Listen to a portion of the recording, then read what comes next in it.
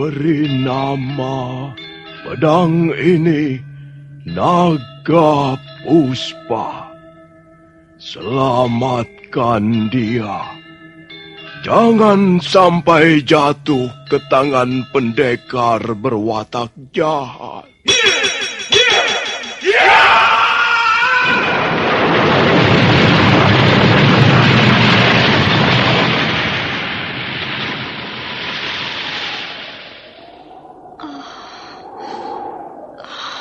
Kakang Kamandanu, kau masih juga tidak percaya bahwa aku mencintaimu. Mesin, maafkan aku, Mesin. Mesin. Mesin!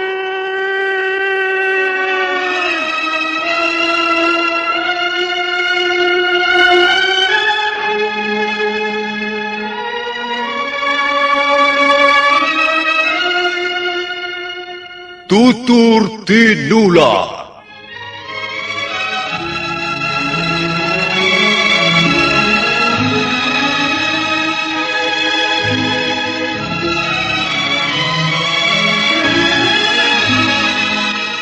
Sebuah sandiwara radio serial, produksi Sanggar Cerita dan Teater Sanggar Prativi. Sebuah kisah dengan latar belakang sejarah runtuhnya Singasari dan berdirinya Kerajaan Majapahit.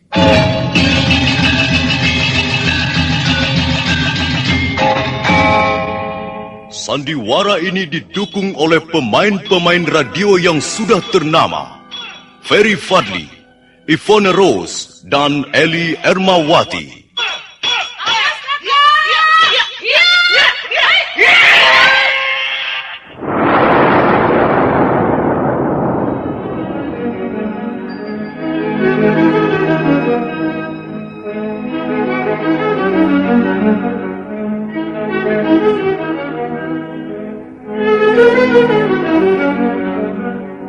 Cerita ini ditulis dan disusun oleh S. Tijab.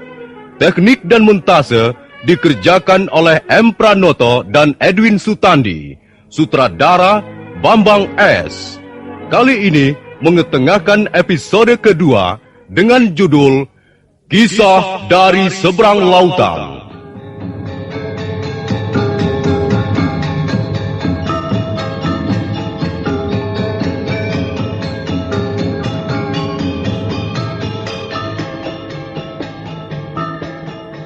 Dalam seri yang ke-50 ini didukung oleh para pemain. Edi Dosa sebagai Lucy San, Freddy Kanser sebagai Madangkungan, Yuli Mulyana sebagai Kurantil, Yoko sebagai Ki Lumpang, Sono S sebagai Ki Gumbrek, Wit Abdi Apriaji sebagai Marangkeh, M. Reda sebagai Langkir, dan Nusri pembawa cerita. Selamat menikmati.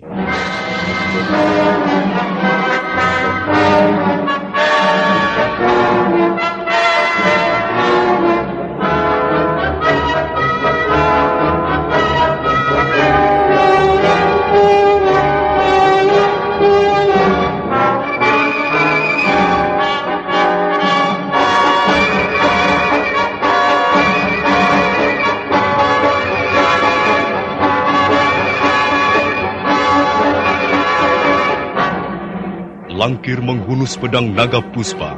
Pedang yang berukuran tidak lumrah itu diangkat-angkat ke atas udara. Marake untuk sesaat tak berani bergerak. Dia hanya melihat ke arah temannya yang mengacung-ngacungkan pedang sambil tertawa-tawa seperti orang gila.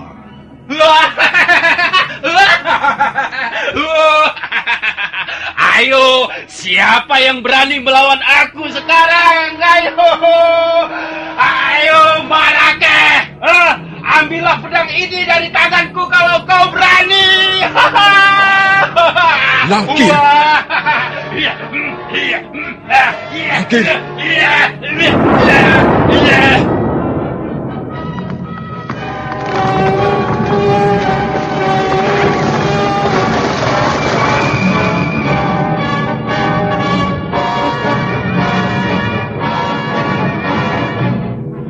Kau gila. Kau jangan main-main dengan senjata itu, Langkir. Kau takut, Marake? Kau takut padaku, bukan?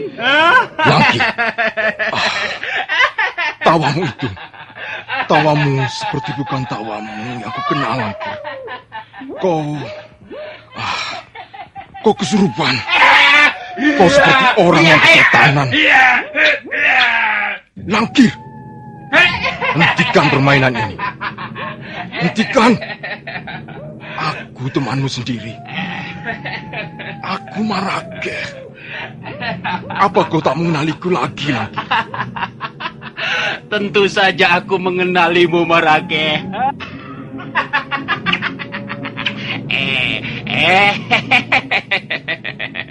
Dan mulai sekarang, mulai malam ini, kau harus menganggap akulah pendekar paling atas di desa Njarban ini.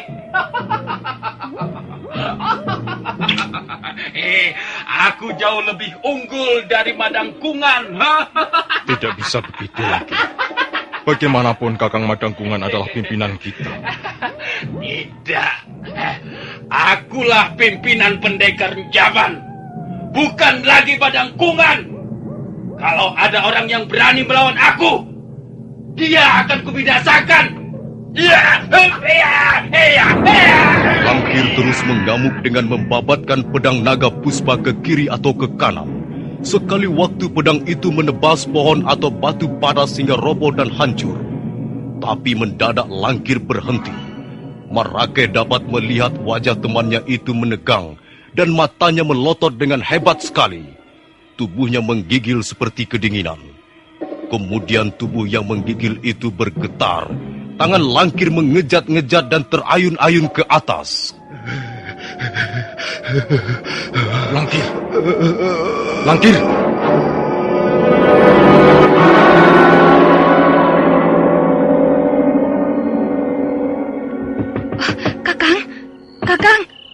Kakang Madangkungan. Kakang.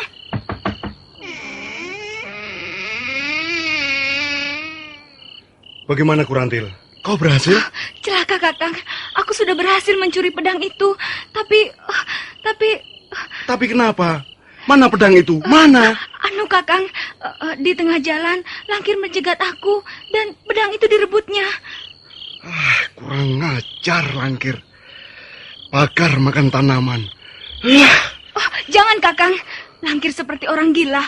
Dia mengamuk dengan menebaskan pedang itu sesuka hatinya. Jangan menemuinya, Kakang. Berbahaya sekali. Ayo tunjukkan di mana Langkir berada. Jangan, Kakang. Aku takut.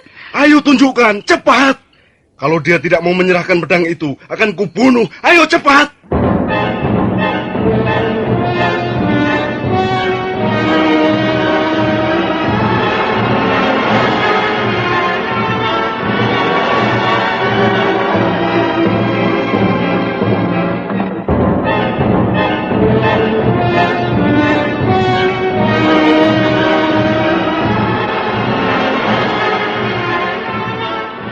Sebenarnya Kurantil tak mau menunjukkan di mana Langkir telah merebut pedang naga puspa. Dia takut sekali melihat Langkir yang mengamuk bagaikan orang kemasukan iblis. Tapi Madangkungan terus saja menyeretnya. Mana dia? Akan kupuntir leher anak itu. Tadi di sini, Kakang. Lihat saja bekasnya. Pohon dan batu-batu pada hancur. Aku ngeri melihatnya, Kakang. Maka begitu Langkir bertempur dengan Marake, aku diam-diam langsung kabur ke rumahmu. Tapi mana dia? Mana? Kakang! Kakang Madangkungan. Oh, celaka, Kakang. Celaka. Marake, mana Langkir? Di sana. Ayo ikut aku, Kakang.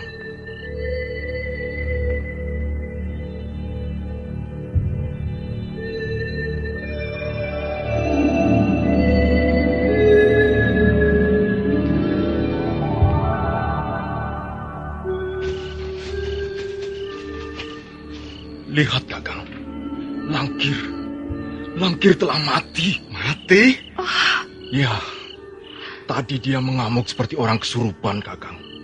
Tapi mendadak tubuhnya mengejang, matanya melotot, dan akhirnya dia roboh tak berkutik lagi.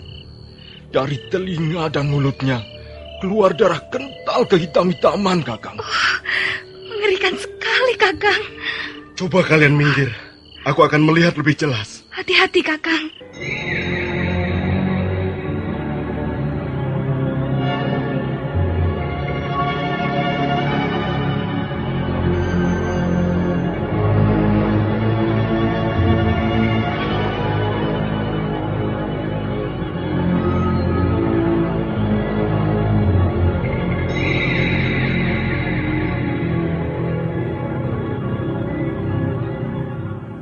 Madang Kungan pelan-pelan mendekati mayat langkir yang terlentang di atas rumput. Memang benar, mulutnya mengeluarkan darah kental kehitam-hitaman, juga telinganya. Tapi yang lebih mengerikan adalah wajahnya. Wajah itu menjadi biru seperti terbakar. Coba lihat tangannya, Kakang. Tangan itu masih erat menggenggam pedang. Iya, tangannya kejang. Buku-buku jarinya mengancing dengan rapat seperti diberi perekat. Aku sudah berusaha membuka tangannya itu, tapi tidak bisa, Kakang. Baru kali ini kulihat peristiwa kematian seperti ini. Mungkin pedang itu pedang keramat, Kakang. Aku sudah memperingatkannya berkali-kali, tapi Langkir tidak menggubris. Ya, sekarang dia telah menjadi korban. Jelas pedang itu bukan pedang sembarangan. Setiap keluar dari sarungnya, dia seperti iblis menyeringai, memperlihatkan kedahsyatan taring-taringnya.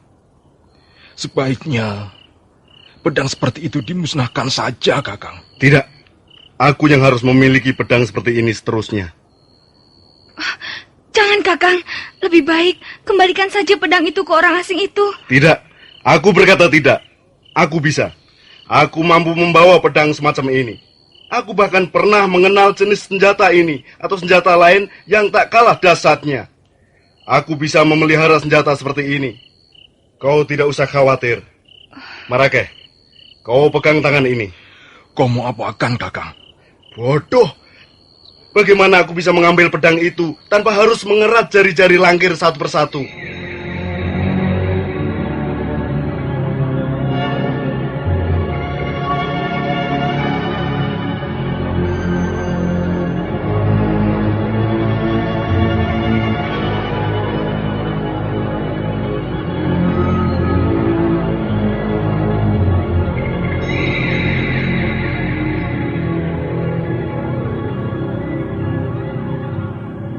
Madang Kungan mengeluarkan sebilah pisau kecil. Kemudian dia mulai memotong jari-jari tangan Langkir yang sudah kaku seperti akar kayu. Baru setelah jari-jari Langkir terputus seluruhnya, pedang naga puspa bisa diangkat.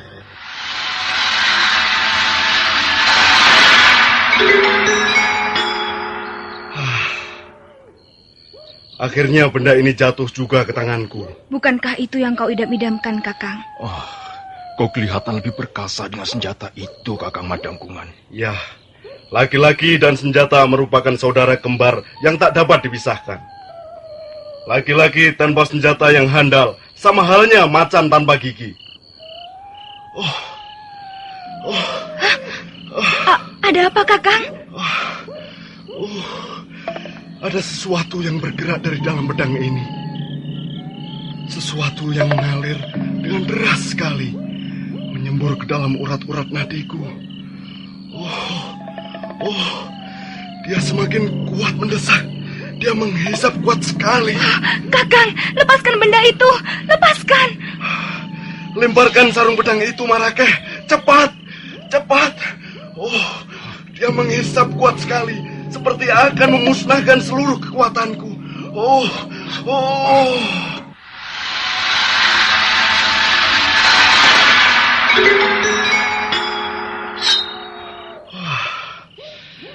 Senjata ini benar-benar luar biasa. Tapi dia juga berbahaya sekali, Kakang. Benar, Kakang. Lebih baik kau tidak usah memilikinya. Kembalikan saja pada orang asing itu. Tidak.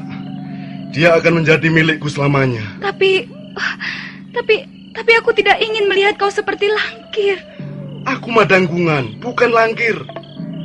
Aku hanya belum biasa memegang pedang ini. Kalau sudah biasa, tak akan ada masalah lagi. Kalau orang asing itu bisa membawanya ke sana kemari, mengapa aku tidak? Sudahlah, ayo kita tinggalkan tempat ini. Kau, Marakeh, Ya. bawa beberapa orang temanmu dan ajak mereka mengubur mayat Langkir. Baik, Kakang.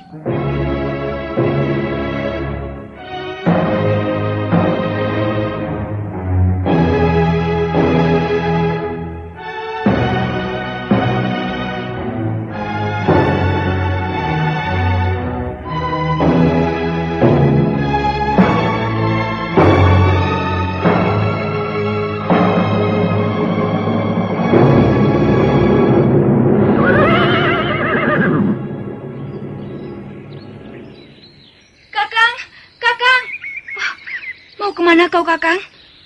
Tidak perlu kau tahu aku mau pergi kemana. Sekarang kau begitu. Setelah kau dapatkan pedang itu, kau mulai dingin padaku.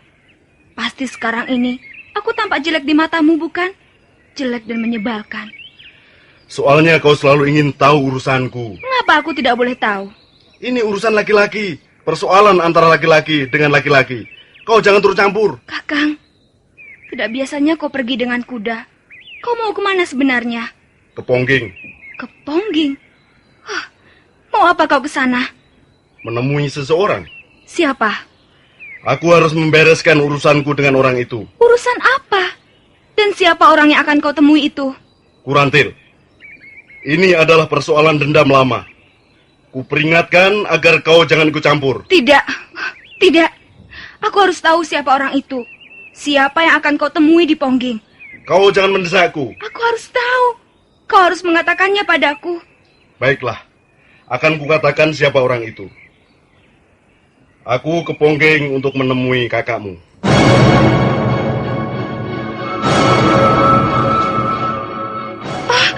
Jangan, Kakang. Jangan. Pakling harus mati di tanganku. Dengan pedang ini, aku pasti akan dapat membinasakannya. Kakang. Pakling adalah saudara tuaku. Mengapa kau akan membunuhnya? Sudah kubilang jangan turut campur. Minggir. Jangan, Kakang. Kumohon jangan.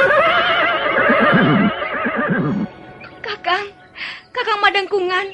Kumohon jangan lakukan itu. Jangan lakukan itu. Demi aku, jangan lakukan itu. Jangan, Kakang. Jangan.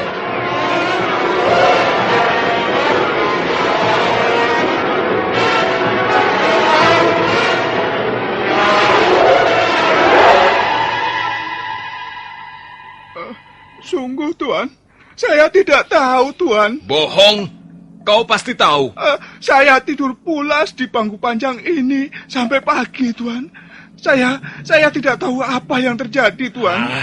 Telah 2 kali perempuan itu menipu aku, Kemarin dia menjebak aku. Dia mengatakan mau mengantarkan aku ke rumah Aki Gumblek. Ternyata dia membawa aku ke rumah orang yang bernama Madangkungan. Benar-benar kurang ajar. Tapi Tuan, saya benar-benar tidak tahu, Tuan. Maafkan saya, Tuan. Kau pemilik rumah penginapan yang tidak bertanggung jawab, ya? Aki Gumblek.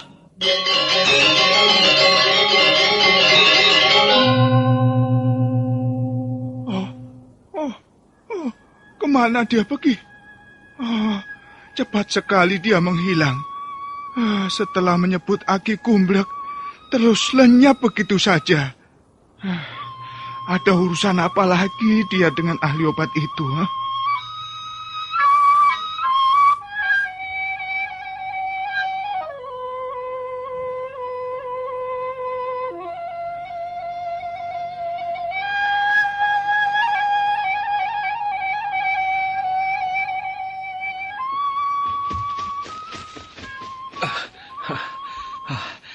Cepat sekali orang tua itu berlari. Pasti punya ilmu meringankan tubuh yang baik. Aku yakin. Pasti dialah yang membawa Lali Mesin. Macam-macam saja pengalamanku di negeri ini. istriku hilang, dan sekarang pedangku diculik orang. Itu dia. Aku melihat bayangannya melintas di balik pohon-pohon liar itu. Iya!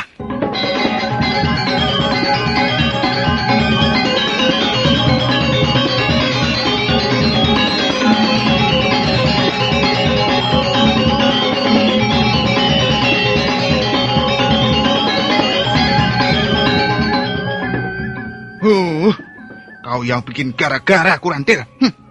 Tamuku itu marah-marah. Apa yang kau lakukan pada orang itu, ha? Dia mengatakan pedangnya hilang dan dia tidak sadarkan diri sampai pagi. Kau yang melakukannya, bukan? Kau yang mencuri senjata orang itu, bukan? Iya, Ki Lumpang. Memang aku yang melakukannya. Nah, sekarang kau mau apa lagi datang kemari? Mau mencuri uangnya? Oh, Ki Lumpang, tolonglah aku. Aku harus menemui orang itu. Penting sekali. Semalam kau juga merengek-rengek begitu.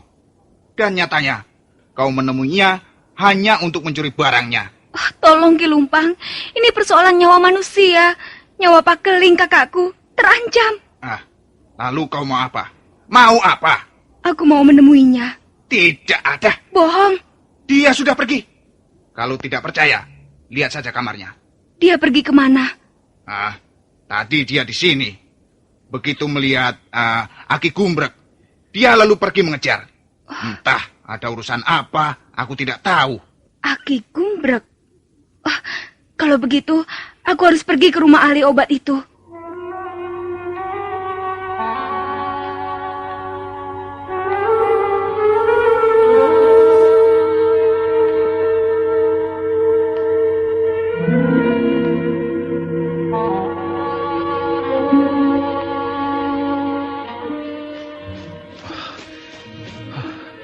Kurang ajar.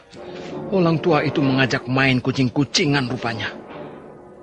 Dia hilang lagi. Cepat sekali dia menghilang. Itu dia. Sekarang kau tidak bakal aku lepaskan. Kau pasti kutangkap.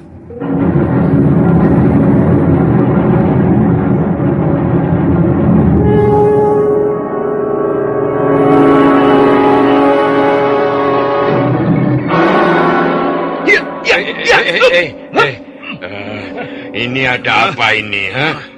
Tunggu. Kau yang bernama Aki Gumbrek, bukan? Iya, benar. Aku Aki Gumbrek. Lalu mana istriku? Mana? Kau telah menculik istriku, ha? Awas, ha? Aku bisa berbuat kejam sekali jika kau mempermainkan aku. Ngerti? Ayo katakan, mana istriku? Mana? Aduh. Tapi ini lepaskan dulu tanganku. Kurang ajar kau. Akan kupatahkan tangan-tanganmu kalau kau berani menyakiti istriku, tahu? Tenang dulu, tenang. Sabar. Tenang.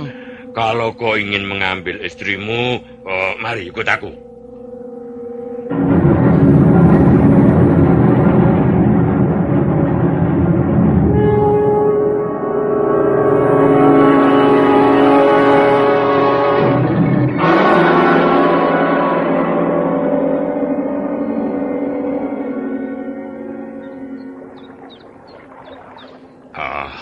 Aku bukannya mempermainkanmu. Juga aku tidak bermaksud menyakiti atau mengganggu istrimu.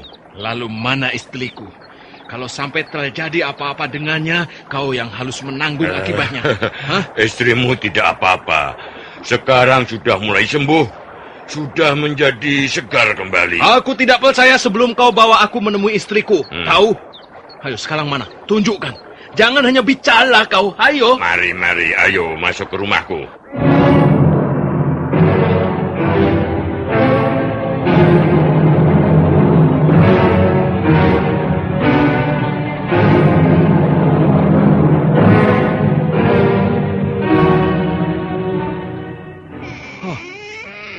Kenapa kosong?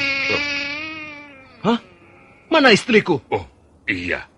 Mana dia? Mana? Oh, biasanya dia duduk di bangku bambu ini. Tapi, kok sekarang tidak ada? Oh, Bagaimana ini? Hei, Aki Gumblek, kau jangan mempermainkan aku, ha? Kau kurang ajar. Iya. Tunggu. Aduh, Tidak bisa. jangan pukul aku. Tunggu.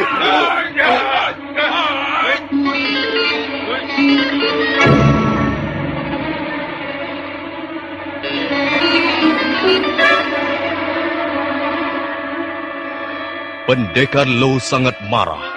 Dia merasa dipermainkan oleh Aki Gumblek. Karena itu, dia terus menyerang orang tua itu dengan pukulan, tendangan dan sodokan-sodokan berbahaya. Nah, para pendengar sekalian, bagaimana kisah selanjutnya? Apa yang terjadi dengan istri pendekar Low sebenarnya? Silakan mengikuti seri berikutnya. Sampai jumpa.